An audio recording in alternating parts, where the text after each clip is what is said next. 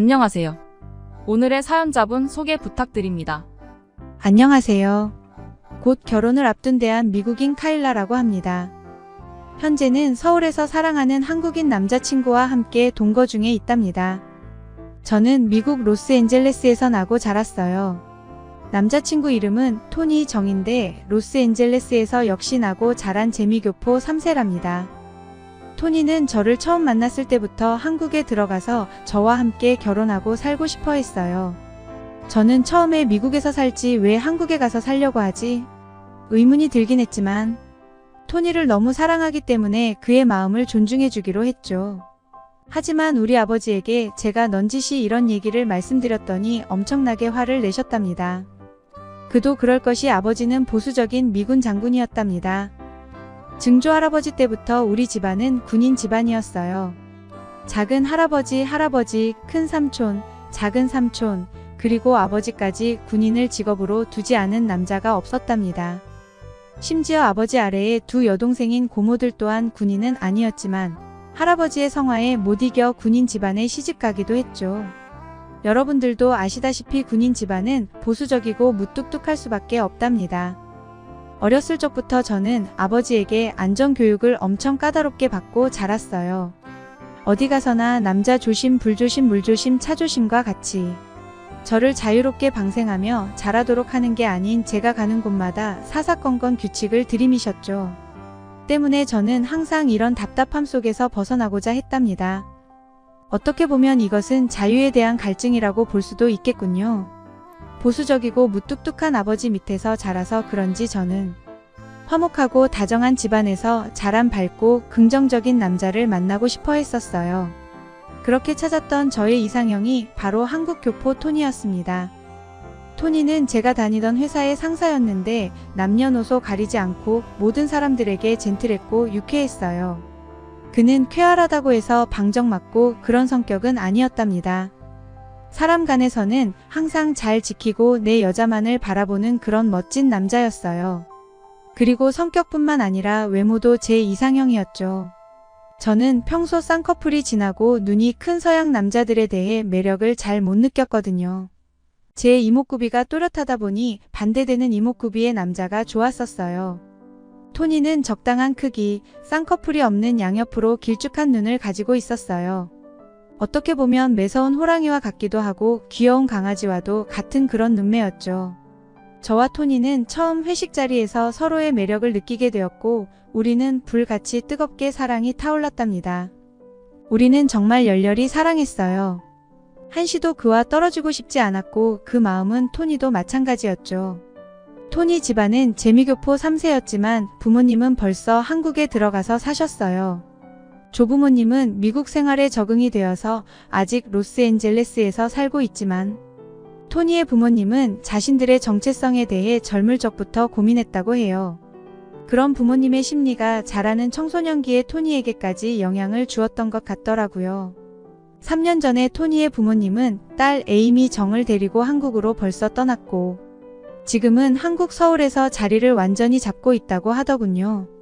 그리고 한참 우리가 결혼 얘기를 오갈 때 토니가 제게 말했죠. 카일라, 나는 이제 미국 생활을 정리하고 한국에 가서 자리를 잡고 싶어. 일 때문에.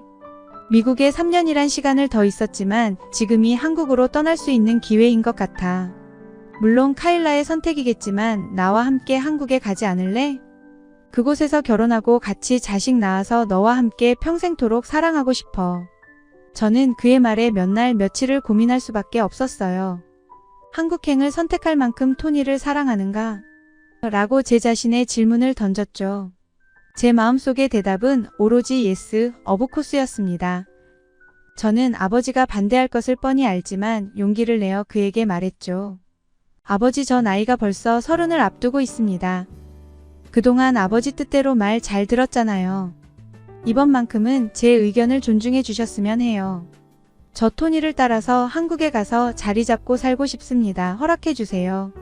제 얘기를 듣디긋고 역시나 아버지는 엄청나게 호통을 치셨습니다. 네가 드디어 미쳤구나, 카일라. 한국이라는 나라가 어떤 나라인지 아니? 한국은 엄청 위험한 나라란다. 위로 북한, 중국, 러시아, 옆으로 일본, 아래쪽에는 대만. 그 사이에 한반도라는 나라가 존재한단다. 그 위험한 강대국들 사이에 있는 나라에 가겠다고? 절대 안 된다. 북한의 김정은은 예측 불가능한 놈이란다. 세계에서 항상 높은 즉시 대응 태세를 유지해야 하는 곳이 한반도인데 너가 그것을 진정 모른다고? 상황에 따라 며칠 안에 전쟁 상태에 빠지더라도 이상하지 않는 나라가 바로 한국이야. 그런 곳에 너를 보낼 수는 없다. 이렇게 아버지는 저의 한국행을 극구 말리셨어요. 하지만 그런 아버지보다 소중한 것이 제게는 톤이었습니다. 단 1분 1초라도 보지 않으면 살 수가 없는 내 자신을 포기하더라도 살리고 싶은 사람이 바로 톤이었던 거죠. 저는 아버지의 반대에도 불구하고 톤이를 따라 결국 한국으로 날아오게 되었습니다. 사실 아버지의 말처럼 처음 한국에 왔을 때는 불안하기도 했답니다. 사실 한국이라는 나라가 세계 유일의 분단 국가인 것은 틀린 말이 아니잖아요.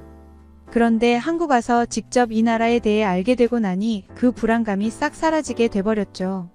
한국은 생각했던 것보다 너무 안전한 나라인 것입니다. 한국에 비하면 오히려 미국은 무법지대나 마찬가지일걸요? 한국에서는 부정적인 약이란 약은 전부 불법이고 그 불법을 어길 시 바로 경찰에 체포당하며 사회적인 제압이 들어가게 됩니다. 대한민국 안에서 규정된 헌법과 기타 법규들은 한국인들과 한국 사회에 적절히 안착이 되어 있는 듯 해보였어요. 또 한국은 미국처럼 총기도 없고 사람들도 다 너무 친절했습니다. 한국인들이 가장 싫어하는 것이 다른 사람에게 민폐 끼치고 예의 없이 소란스럽게 하는 것이더라고요. 또 무엇보다 놀라웠던 것이 공중도덕과 매너였어요. 버스나 지하철 또는 공공기관에 들어가면 입구 앞까지는 유쾌하게 친구들끼리 대화를 나누다가 공공장소에 들어서자마자 모두 입을 꼭 다물고 휴대폰 메신저로 대화를 나눈다거나 각자 에어팟을 끼고 프라이버시한 공간 매너를 유지하더군요.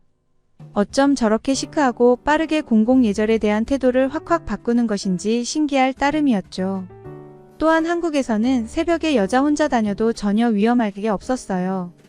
물론 으슥하게 사람이 안 다니는 곳을 제외하면 미국에서는 사람이 많이 다니는 번화가에서도 여자 혼자서 웬만하면 안 다니거든요.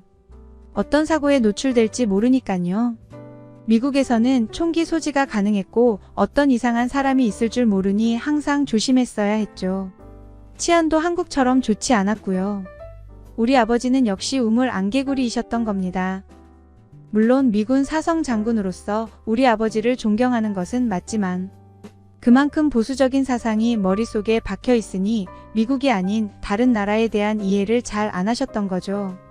아버지에게 최고의 나라는 오로지 미국이었고 미국이 아닌 나라는 전부 위험한 나라, 가난한 나라로 여기셨으니까요. 저는 제대로 알지도 못하고 저에게 화만 내며 한국행을 반대했던 아버지에게 어이가 없어서 하루는 아버지에게 전화를 걸어 강하게 얘기했어요. 아버지, 한국이 미국보다 훨씬 안전한 나라예요. 여기서는 정해진 규칙을 지키지 않으면 사회적으로 낙인이 찍혀서 정상적으로 살 수 없어요. 그런데 미국을 보세요. 범법자들이 우리 동네만 해도 얼마나 많이 있나요? 잘 알지도 못하면서 한국을 폄하하신 것은 너무 잘못된 생각이신 것 같아요. 아버지는 제 얘기를 다 듣고 그제서야 너무 다그쳐서 자신이 미안하다고 사과를 하시더군요. 지금 저는 한국의 남자친구와 지내면서 하루하루 행복하게 지내고 있답니다. 미국에서는 매일 총이나 노숙자들에게 당할까봐 조마조마한 마음만 가지고 있었는데 한국은 그런 것이 아예 없잖아요. 그리고 뉴스에서 북한이 도발했다고 보도되어도 한국인들은 동요조차 하지 않아요. 한국이 막강하다는 것을 국민들도 어느 정도 알고 있는 것이겠죠? 제가 토니를 믿고 든든한 한국이라는 나라에 온 것은 제 생애 최대의 복인 것 같습니다. 저는 평생 이곳에서 살 예정이에요. 그리고 저는 한 달 후에 남자친구와 결혼한답니다. 제 결혼을 축하해 주시기 바랍니다. 감사합니다. 카일라님의 사연 잘 들었습니다. 사랑하는 딸을 타지로 보내는 아버지의 마음이 이해가 안 되는 것은 아니지만 제대로 알지 못하고 너무 카일라님을 다그치기만 한 것은 문제가 있긴 하네요. 아버지와의 관계가 잘 풀려서 다행입니다. 지금까지 왈칵이었습니다. 감사합니다.